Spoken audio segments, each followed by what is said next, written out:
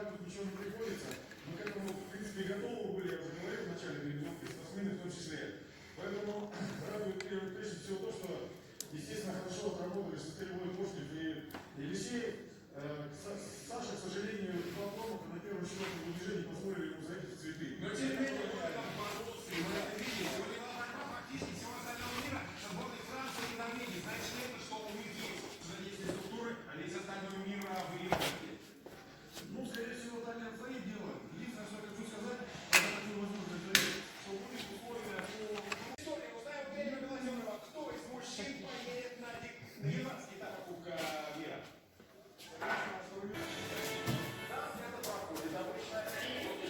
Обычно это так обсуждается в самом начале сезона. В самом начале да, и у них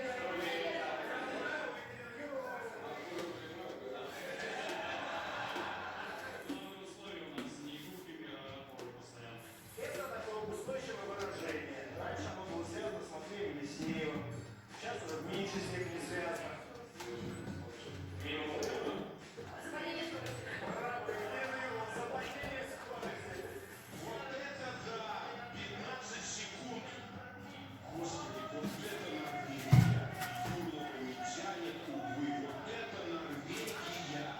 Еще раз.